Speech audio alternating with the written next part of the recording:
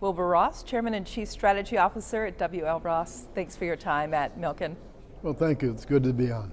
Have to start right away with the stock market overall in the U.S. Does it look to you like we're seeing any stretched valuations in technology, for instance? Well, I think we are in general. The overall market is about 18.5 times earnings. And that's a pretty high multiple, driven a lot by the very low interest rates and the lack of alternatives. Really, nowadays, nobody wants a long-term bond because they know rates will go up. Short-term bonds have no yield. Commodities have been pretty dead.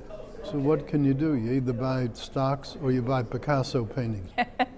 So does that mean you're very equity focused right now when you look at the public markets? Well, we've actually been realization focused. We sold a little bit over 2.5 times as much as we bought in the last 12 months.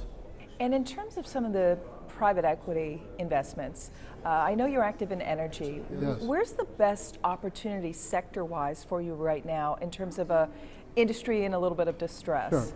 Well, certainly the smaller exploration and production companies, particularly their debt instruments, we think are a very interesting place.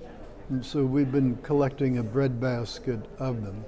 Our theory is if you hold them to maturity, you probably get a low teens rate of return. But if in 2 or 3 years the oil price snaps around, not back to the 100 odd, but up $10 or $20, you could very well have these bonds trade at par. So that would be a good rate of return short term. Then if the bad part turns out, namely oil price stays low for several years, they'll go bankrupt and we'll end up owning the company. So whichever way it comes out, we think we're well positioned. Any other area in terms of distressed debt? Well, not so much the debt part. It's hard to find distressed debt right now. Yeah. But in terms of distressed industries, the marine transport industry is clearly one. There's been a tremendous amount of excess capacity in most sectors, and in some sectors that's starting to weed itself out.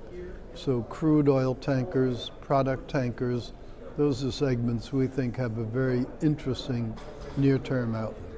I don't think you invest in this area, but I'm curious when I look at industries in transition, the cable companies, and certainly the Time Warner Comcast deal falling apart, just raises some questions in my mind. Is that an area that you venture into at all, either cable or distribution or content? Not really. That's not a sector that we feel we have any special expertise in.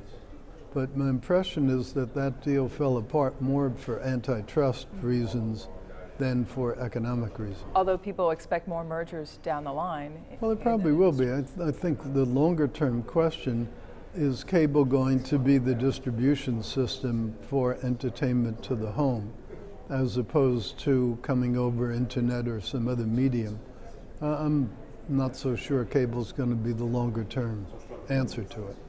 Let's jump outside the U.S. You like Japan equities. Yes. Is that your favorite international spot right now? Well, yeah, of the big nations, it certainly is. We're believers in Abenomics. We think it's starting to work. And especially we're impressed, he really is starting to put females into productive capacities in business. Historically, very small percentage of adult females have been really in the workforce, but he's added 800,000 women to the workforce in the last 2 years on a total universe of some 27 million workforce. So that's a big deal, and it's an important deal because Japan has a shrinking population, particularly a shrinking working age population. So the idea of taking an underutilized resource in the form of females is a wonderful idea. It's very important to the country. Let's move over to Greece, and it's an area we've talked about in the past, but is everything played out in a place like Greece for you? Well, Greece has had more difficulty resurrecting its deal with the EU than we would have hoped.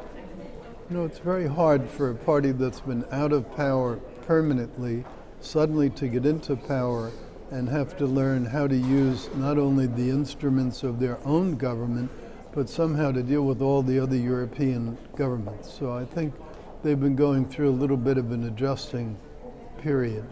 Hopefully they'll settle down, because I don't think they can make it through the big bulge in payments that comes from now through August. I don't think they can make it through without some outside help. And I don't think the EU will give them the help if they don't do some of the societal reform. Does Greece still have the potential to rattle world markets, or have investors adjusted to this Greece scenario, which never seems to really improve? Well, I don't think investors have really adjusted. You saw last week when they looked particularly bad for Greece, it did shake the markets. So at least on a temporary basis, I think it would have an impact on the market. I think the more serious thing is what would be the implications for the EU itself. And that's why people get nervous, the sort of domino effect. If Greece goes out, what about other countries in the southern part of Europe? You could have a real domino effect. And it could also influence things like the UK election, the Polish election that are coming up. There's a lot of geopolitical stress within Europe. Wilbur Ross, good to talk to you. Thank you so much. Good to be on with you.